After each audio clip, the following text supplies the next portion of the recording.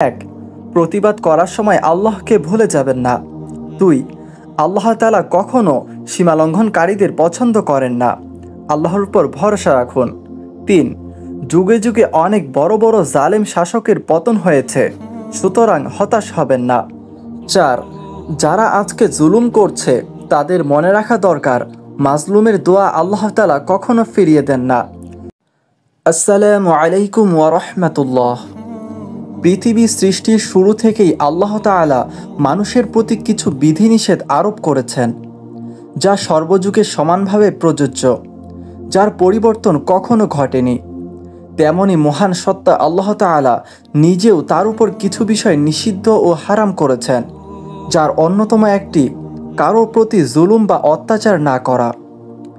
এক হাদিসে কুদসিতে আল্লাহ তাআলা বলেন, হে আমার বান্দারা, আমি আমার নিজ সত্তার উপর অত্যাচারকে হারাম করে নিয়েছি এবং তোমাদের মধ্যেও তা হারাম বলে ঘোষণা করছি।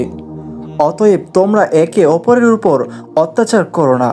সহিহ মুসলিম হাদিস নম্বর 6466। এরপরও যারা আল্লাহর বিধান লঙ্ঘন করে অন্যের প্রতি জুলুম করেছে, আল্লাহর শাস্তি তাদের বিন্দুমাত্র ছাড় দেয়নি। ইতিহাসের পাতায় তাদের সেই জুলুম এবং ধৃষ্টতাপূর্ণ আচরণের শাস্তির কথা পরবর্তীদের জন্য সংরক্ষণ করে রাখা হয়েছে। আজকের ভিডিওতে আমরা ক্ষমতাধর ৩ জন জালিম শাসকের পরিণতি সম্পর্কে আলোচনা করব এবং ভিডিওর শেষে বর্তমানে যারা জালেমের বিরুদ্ধে অবস্থানরত মাজলুম রয়েছেন তাদের জন্য কিছু গুরুত্বপূর্ণ কথা থাকবে ইনশাআল্লাহ। তাই সম্পূর্ণ ভিডিওটি মনোযোগ সহকারে দেখার অনুরোধ রইল। পৃথিবীর ইতিহাসে আল্লাহর সঙ্গে প্রথম ধৃষ্টতা প্রদর্শনকারী ও নিজ সম্প্রদায়ের প্রতি চরম অত্যাচারী হিসেবে পরিচিত ছিল নমরুদ।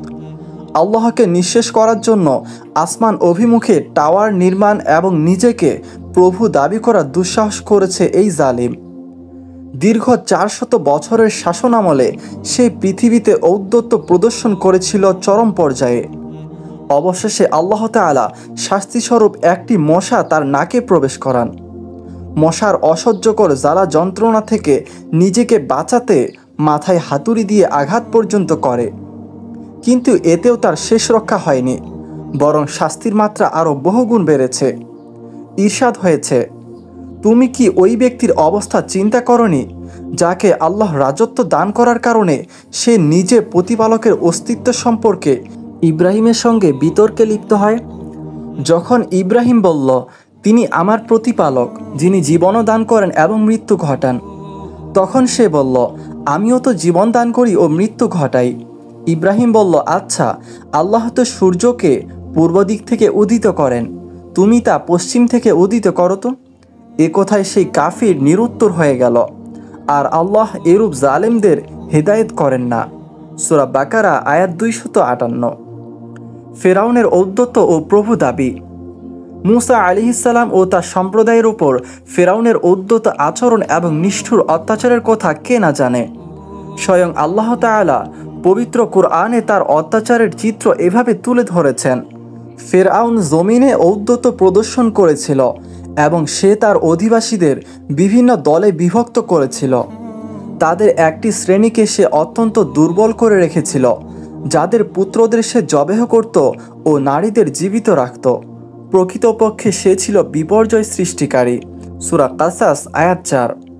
তার ঔদ্ধত আচরণের মাত্রা এত বেশি ছিল যে একবার নিজ সম্প্রদায়ের কাছে নিজেকে শ্রেষ্ঠ প্রতিপালক দাবি করে বসল। নাউজুবিল্লাহ। ইরশাদ হয়েছে, আর সে বলল, আমি তোমাদের শ্রেষ্ঠ প্রতিপালক। পরিণামে আল্লাহ তাকে পাকড়াও করলেন আখিরাত ও দুনিয়ার শাস্তিতে। যে ভয় করে তার জন্য অবশ্যই এতে রয়েছে শিক্ষা। সূরা নাজিয়াত আয়াত 24-26। নিজ সম্প্রদায়ের উপর সীমাহীন অত্যাচার এবং প্রভু দাবি করায় আল্লাহ তাআলা তাকে এত কঠিন শাস্তি দিলেন যে পৃথিবীর মানুষের জন্য তা বিরাট এক শিক্ষণীয় উদাহরণ হয়ে আছে। কুরআন মাজিদে তার শাস্তির কথা এভাবে তুলে ধরা হয়েছে, ফিরআউন ও তার বাহিনী জমিনে অন্যায় অহমিকা প্রদর্শন করেছিল। তারা মনে করেছিল তাদেরকে আমার কাছে ফিরে আসতে হবে না, সুতরাং আমি তাকে ও তার সেনাদের পাকড়াও করলাম এবং সাগরে নিক্ষেপ করে ডুবিয়ে মারলাম। এবার দেখো জালিমদের পরিণতি কি হয়ে থাকে। সূরা কাসাস আয়াত ৩৯-৪০। কারুনের দাম্ভিকতা ও করুণ পরিণতি। সূরা কাসাসে আল্লাহ তাআলা কারুনের জুলুম ও তার শেষ পরিণতির কথা এভাবে তুলে ধরেন। কারুন ছিল মূসা আলাইহিস সালামের সম্প্রদায়ের এক ব্যক্তি, কিন্তু সে তাদেরই প্রতি জুলুম করল। আমি তাকে এমন ধনভাণ্ডার দিয়েছিলাম যার চাবিগুলো বহন করা একদল শক্তিমান লোকের পক্ষেও কষ্টকর ছিল। স্মরণ করো, তার সম্প্রদায় তাকে বলেছিল, দম্ভ করো না, নিশ্চয়ই আল্লাহ দাম্ভিকদের পছন্দ করেন না।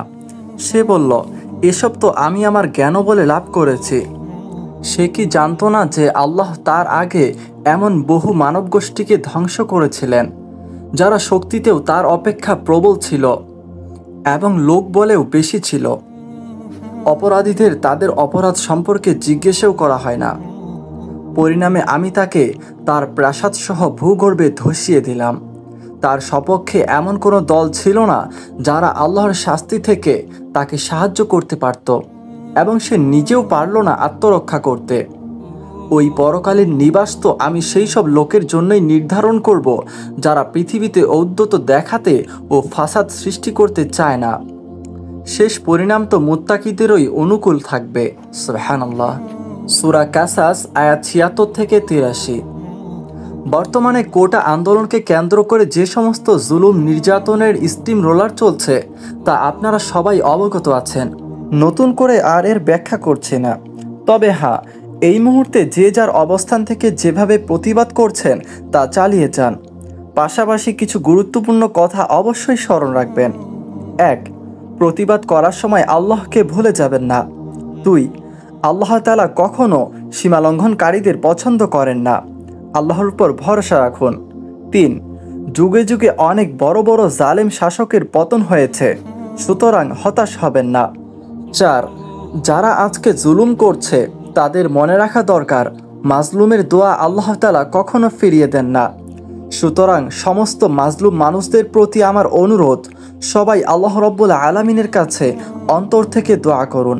আল্লাহ কখনো আমাদের নিরাশ করবেন না।